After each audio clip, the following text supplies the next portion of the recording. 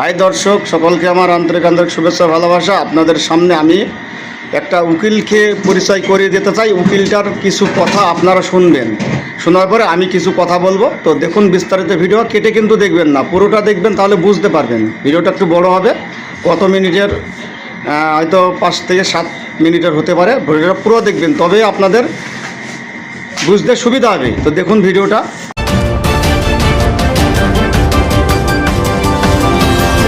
Sir क्या कहेंगे? ममता बनर्जी का कहना है इस्तीफा मैं नहीं दूंगी, तो हमारा संविधान, हमारा कानून क्या कहता है, क्या कहेंगे? और मैं मानता हूं कि ममता बनर्जी अब संविधान को बचाने का नहीं, संविधान को खत्म करने का पूरा सिलेबस बना चुकी हैं। और ऐसे मामलों में मुझे लगता है कि ऑनरेबल हाई कोर्ट और सुप्रीम कोर्ट को इंटरवीन करके सुओ मोटो एक्शन लेके इनके ऊपर कार्रवाई करनी चाहिए।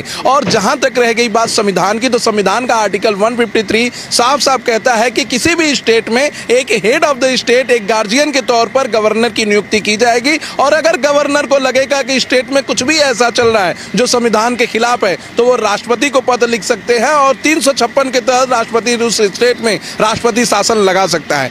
दूसरा तरीका है आर्टिकल 164, जिसमें साफ साफ कहा गया है कि जिस भी राज्य का राज्यपाल उस राज्य के मुख्यमंत्री को, जो कि फ्लोर टेस्ट अपना प्रूव करेगा, उसको मुख्यमंत्री के तौर पर चुनेगा। और मुख्यमंत्री के एड एंड एडवाइस से उस राज्य के तमाम मिनिस्टर को चुना जाएगा, जैसा कि मुख्यमंत्री कहेगा। अभी जैसा कि हम जानते हैं कि बंगाल की जनता ने clear mandate Bharatiya Janata party को दिया है और ममता बनर्जी इसको प्रूव करने में असफल होंगी, तो कहीं से भी वो आगे चलकर मुख्यमंत्री बनने वाली नहीं है। और तीसरी बात मैं कहूंगा कि ममता बनर्जी को ये हार स्वीकार कर लेनी चाहिए, क्योंकि अब जो भी अराजकता होगी उससे न सिर्फ बंगाल की जनता का, बल्कि देश के संविधान का, देश के नागरिकों का और पश्चिम बंगाल की जनता का बहुत बड़ा हानि होगा। इससे लोग मजाक उड़ाएंगे कि एक लोकतंत्र में जानबूझकर ऐसा किया गया। और कहीं ना कहीं फिर यही विपक्ष के नेता जैसे राहुल गांधी विदेशों में जाके कहते हैं कि भारत में लोकतंत्र खतरे में है। ये उदाहरण देंगे कि ममता बनर्जी देखिए कितना दिन तक प्रोटेस्ट की, स्ट्राइक की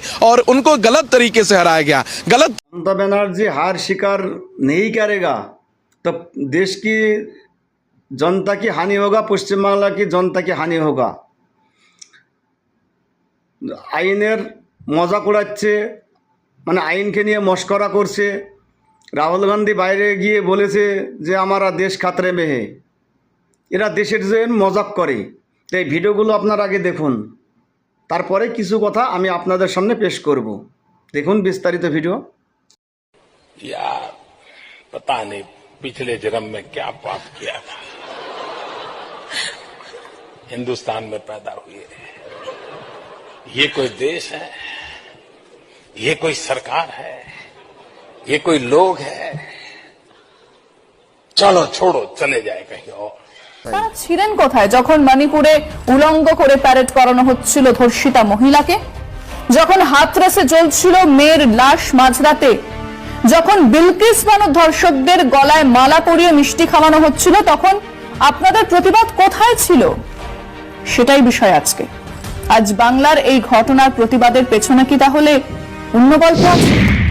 আরজিকরে অনকল তরুণী চিকিৎসককে ধর্ষণ, খুন, ক্ষোভে ফুঁসছেন সকলে। রাজ্যের সীমানা ছাড়িয়ে দেশের প্রান্তে প্রান্তে, এমনকি বিদেশের মাটিতেও ছড়িয়ে পড়েছে বিক্ষোভ।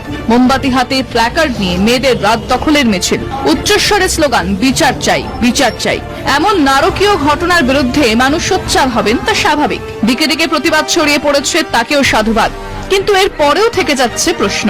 আরজিকর কাণ্ডে বলিউড থেকে বার্লিনে ছড়িয়ে পড়েছে প্রতিবাদ, কিন্তু প্রতিবাদীরা কেন আওয়াজ তোলেননি মণিপুরের নক্কারজনক ঘটনার সময়, যেখানে ধর্ষিতাদের নগ্ন মিছিল দেখছিল দেশ, যখন কার্গিল যোদ্ধা স্ত্রীকে নগ্ন করে প্যারেড করানো হয়, যখন 1 মাস ধরে মণিপুরে চলল দাঙ্গা, নারী নির্যাতন, তখন প্রতিবাদীদের গলা থেকে স্বর কেন বের হয় না? হাতরাসে ধর্ষিতাকে রাতের অন্ধকারে পুড়িয়ে দেওয়ার সময় আওয়াজ তুলেছিলেন এই প্রতিবাদীরা। বিলকিস বানু ধর্ষকদের মুক্তির পর তাদের মিষ্টিমুখ করানোর সময় কেন চোখে দেখলেন দর্শক ভিডিও ক্লিপগুলো? এগুলো দেশের মজা উড়ানো নয়, এগুলো দেশের মজা উড়াচ্ছে না, দেশের ভালো বলছে মানুষে। আমি এই উকিলের জন্য এই ভিডিওটা বানিয়েছি। অবশ্যই ভিডিওটা শেয়ার করে এই উকিলের কাছে আপনারা পৌঁছে দেবেন দর্শক, যাতে ইনি দেখতে পাই। মমতা ব্যানার্জি নিজে হার স্বীকার করছে না, এই কারণে দেশের হানি হবে, দেশের জনতার ক্ষতি হবে, পশ্চিমবাংলার জনতার হানি হবে, এটা বোঝাতে চাইছে। কিন্তু যখন ধর্ষকদের জেল থেকে ছাড়িয়ে এনে মুখ মিষ্টি করানো হয়, ফুলের মালা দিয়ে বরণ করা হয়, এগুলো দেশের সম্মান বাড়ে।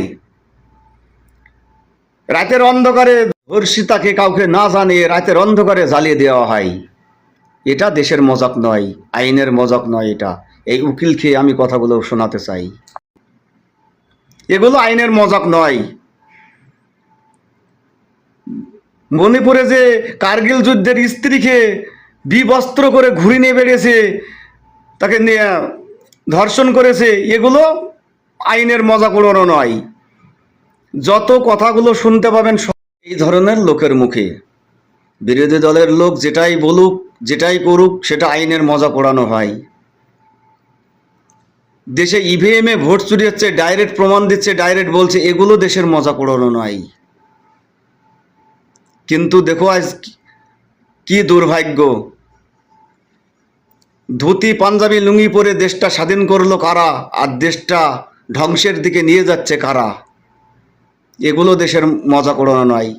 দেশে কত কোটি টাকা ঋণ ছিল, আজ কত কোটি টাকা হয়েছে, এগুলো ইনারা দেখবে না এবং শুনতেও চায় না, বলতেও চায় না। কিন্তু অন্য কেউ কিছু বললে সেটা দেশের মজা করানো হয়। তাছাড়া বাকিটা দেশের ভালো, এগুলো এরা বলতে পারে না। সত্যটা তো বলতে পারবে না এরা, এদের বলার হিম্মত নেই সত্যটা বলা। কিন্তু এরা যেগুলো পশ্চিমবাংলায় করবে, যেগুলো বিরোধী দলের নেতাগুলো করে কথা বলবে কোনো, তখন ফুস করে এদের মুখটা ফুটে যাবে। কোন কথা বলবে এদেরকে ফাঁসানোর জন্য? এই কথা বলে বিজেপির নেতা মন্ত্রীদের কাছে বড় হতে চাই এই উকিলগুলো।